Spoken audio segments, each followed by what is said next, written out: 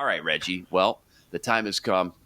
My favorite segment is here. I'm going to put you on the hot seat. We're going to cover all the latest hot topics in Minnesota sports called What Does It Mean? You ready? Let's do it. Many fans have started to circle and highlight highly anticipated matchups on the schedule. Maybe none more than Week 10 in Buffalo when the Vikings will square up with the Bills and face off versus their former superstar wideout, Stefon Diggs. What does it mean when combing through the schedule and pinpointing your favorite maybe player-specific matchups when you look at this schedule top to bottom? So has Diggs been back since he left? I don't think so. I don't think This so. will be the first reunion game. Yep, this will be Yeah, it. This so will be it right here. Because in the he's- AFC East, you just don't see those teams a lot, and It- he's been gone, 2 years? So, no, this will be the first time the Purple square off against Diggs for sure. He's going to be jacked up, man. Oh, no doubt. I think he's going to be jacked up for sure because, he wanted out. He got his wish, went to Buffalo. They gave him all that big money. And he's flourishing up there with Josh Allen. Well, Minnesota's like, look, it's all right.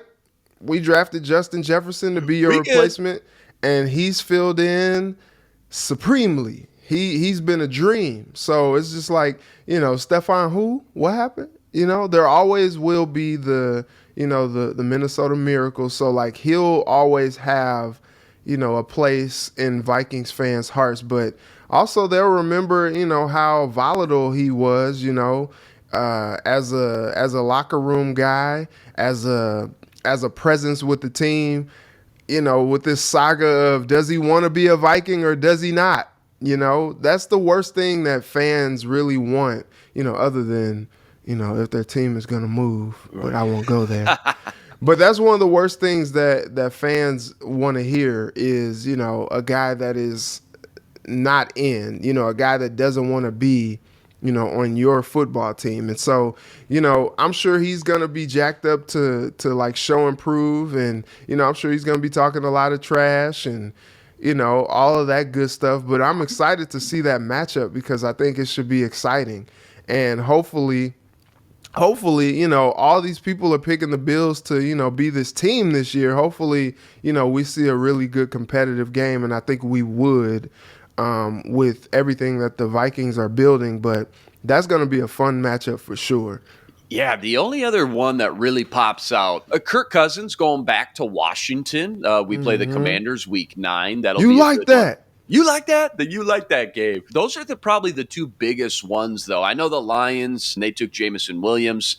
We played them Week 3. I don't expect to see Jameson Williams quite then, but we play them Week 14. Jameson Williams should be on the field for sure by then.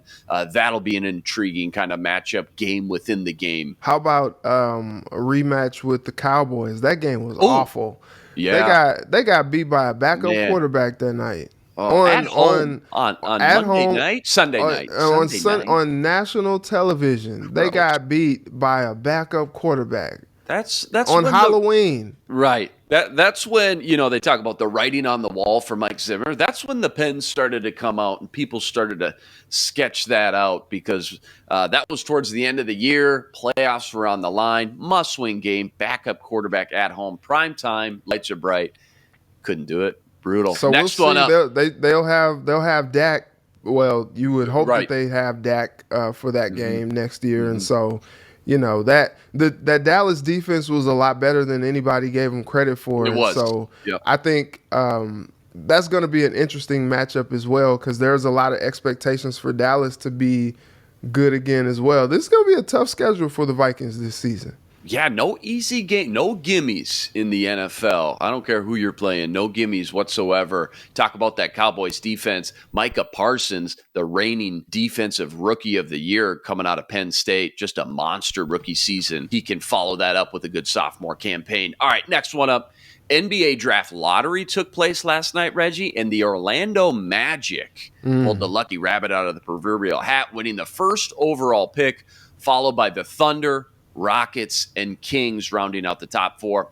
What does it mean for the Magic's chances to find their next cornerstone big man after winning the first pick 30 years ago to the day yesterday?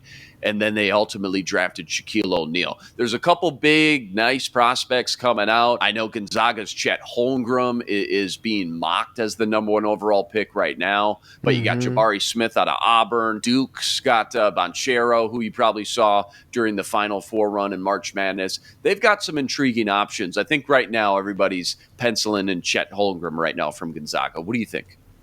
So I think, and I was talking about this on the Sportscast last night on KARE 11, but I think it would be really cool to see Minnesota South, if you will, with the Magic getting that top pick. Maybe they get Chet. You got Minnehaha Academy. I love it. Both guys were teammates in high school, teaming up again to play down in Orlando. Like, I think that would be really cool. And, look, I was reading up a little bit on Chet Holmgren. First of all, he was getting flambéed last night about his suit. And so he wore it for the lottery last night, and he couldn't have looked he couldn't have looked any You didn't own it. You got to own it. Like, and I'm looking at some of these tweets, and someone's like, Chet Holmgren's wearing his suit from the prom. Chet Holmgren strikes me as a guy who's going to show up to the draft in a suit jacket and a pair of shorts. Oh my gosh! Like, Chet looks like he hates suits. Like, he was getting cooked last night, man. And so it's funny. It's like, look, he's about to be a pro. He'll probably wear many more suits in his future. But it's interesting because I was asking a couple guys who know hoops what his comparison is in the league, and I'm not sure we know. And I was reading this article on The Ringer, and they were like, look, for every Giannis or, before the injury, Kristaps Porzingis, there's a Thon Maker. These guys who are like a big unicorn. You know what I mean? And I'm interested to see in how he develops in the league because he has the skills. He does need to put on some weight to kind of make it happen in the league, or at least get some strength about him, because you look at guys like Kevin Durant, he's pretty much stayed the same size his whole career, and he's done well for himself. I think maybe some may say he's okay, I guess. And so I'm looking forward to what Chet may do, and I think what's tough is like, look, they got Anthony, they got Suggs. Like, don't overthink this. Chet is clear and far the best big man in this draft. And, maybe he doesn't play necessarily like the big man, the dominant big man. Like, he's not Shaq. He's not going to dominate. Come on and dominate. I knew it was coming. He's not that. But he can grow into a very, very good player, in this league. And so, I'm interested to see what they do at that top pick, to see if they don't magic this thing up and go with someone else, because he seems to be the player for them at number 1. Last one up. Miami Heat took over in the third quarter. They beat the Celtics 118-107. While in the NHL, the Colorado Avs took the Blues to overtime, came away victorious with a 3-2 win. What does it mean when projecting which number 1 seed Game 1 win was more vital and impactful to their series chances? Oh, that's tough, man. Who needed it more? Who really needed that one more? I think the Heat. I think so too. They did what they had to do with the Celtics not having Marcus Smart, not having Al Horford, which is tough with this Horford thing because you just don't know how long he's going to miss time with, being in the COVID protocol. And so it's like, look, they beat a wounded team, and that's what they should have done. But you know what, man? It says a lot about the grit of the Celtics that they were still competing and they were still putting themselves in a chance to win that game, which, it's the NBA. They didn't get to where they are by happenstance, so that they were going to bring it. But I think they probably, the Heat probably need it because a lot of these pundits and people alike are just kind of like they were kind of writing the Heat off, saying maybe they didn't have enough to beat a team as deep as Boston. And they showed in game one. I mean, Jimmy scored 41. Mm-hmm. They showed that it's just like, Jimmy's like, look, we don't have enough. I'll make it enough.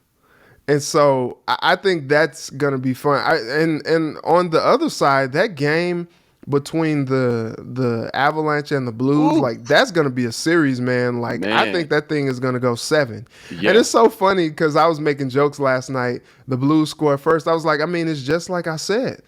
The Blues they're gonna go to the Stanley Cup Finals, and then the Avalanche will score, and I'm like, it's just like I said. The, the Can't go Avalanche wrong, man. are gonna go to the Can't Stanley go Cup wrong. Finals. I mean, are you listening to what I'm saying? And so I think it's funny, man, because it's just like each of those games are gonna be crazy, and so I thought that maybe the Blues were just playing with a little bit more, momentum after what they did with the Wild, and the Avalanche have just kind of been sitting back eating Cheetos, waiting on their opponent for a while.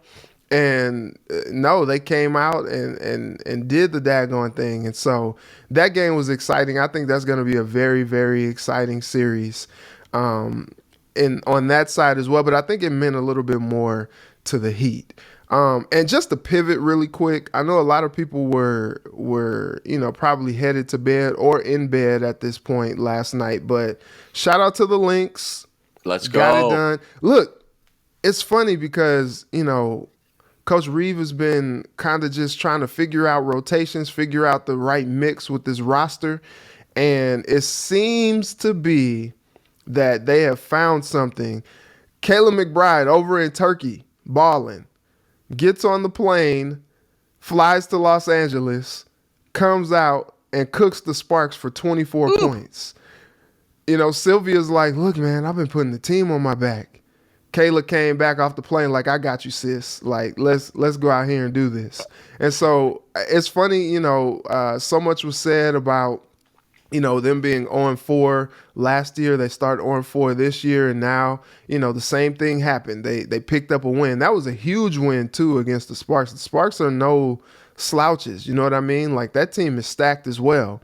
And so I think that they're going to have a nice little 1-2 punch now with Kayla, with Sylvia, and I think they're going to start to try to figure some things out.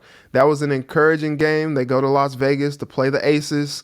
Next, I think that's tomorrow, and we'll see, how they build on that win. But what a big time win from the Lynx in a game that they really needed after McBride helped her Turkish team win a title on Sunday. Man, hop on a flight, go to Los Angeles, and jet lag be darn. Tired be darn. Like she's rolling in from one season right into the next. And comes out and just balls. I think that's probably like the best thing for the Lynx is that, she was already playing. She was already in game mode. And so she was just like, look, I'm coming out and hooping. And she did. 24 points, like, watch out, man. I think they found something.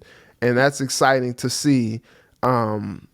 Especially when you consider that she pretty much had the game-winning play with that reverse lay-in with 2 seconds left. A 3-point play to kind of put them up for good. Yeah, giving them a little spark that they desperately needed for sure. First one's the hardest. They're on the board finally. A lot of high expectations this season for sure from the Minnesota Lynx. 38 minutes. Dude, that's 38 wild. minutes. Coming off the plane, playing 38 minutes. You think they needed her or what?